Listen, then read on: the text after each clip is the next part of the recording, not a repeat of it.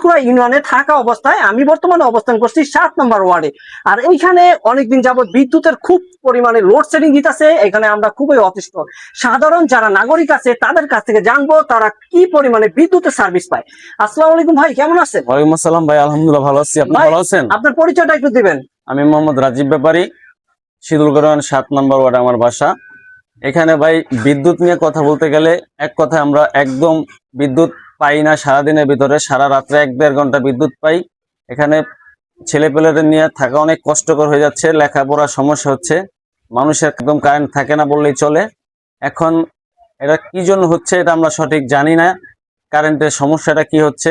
কিন্তু সারা বাংলাদেশের মতো এখানেও আমাদের অনেক বিদ্যুতের জ্বালা যন্ত্রণা করে। অনেক সময় আমরা সারাদিনও একটু বিদ্যুৎ মুরব্বী, তো তার কাছ থেকে জানবো আমাদের এলাকার বিদ্যুৎ সম্পর্কে। আসসালামু আলাইকুম কাকা, ভালো আছেন? ওয়ালাইকুম আসসালাম, আমাদের আছি। আমাদের এখানে বিদ্যুৎ সম্পর্কে একটু জানাবেন। এখানে কি ধরনের বিদ্যুৎ থাকে দিনে, বা কয় ঘন্টা বিদ্যুৎ থাকে?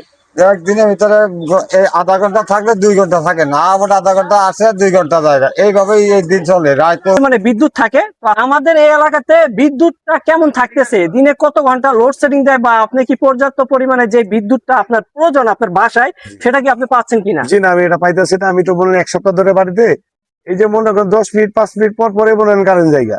আর রাত্রে যদিও কারণ আসে টাইম ধরে আছে, 2 ঘন্টা পরে আসতে ধরে 15 মিনিট থাকে, 15 মিনিট পরে আবার জায়গা, 15 আবার পরে আবার জায়গা, বলেন এইভাবে চলতেছে। কারেন্ট বিদ্যুৎ পাওয়া যাইতেছে না। বিভাগ বা বিদ্যুৎ বিতরণ বিভাগে তাদের কাছে রিকোয়েস্ট করব, আমাদের পল্লী বিদ্যুৎ সমিতির আওতায় তাদেরকে যাতে আমাদের সঠিক পাওনা বিদ্যুৎটা যাতে দেওয়া হয়।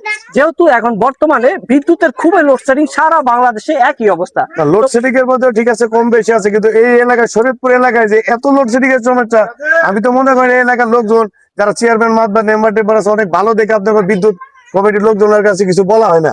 এভাবে যদি বিদ্যুৎ যাওয়া আসা করে তাহলে তো পুরো বিদ্যুৎ না পেলে তাহলে কারেন্টের প্রয়োজন নাই। তো আমরা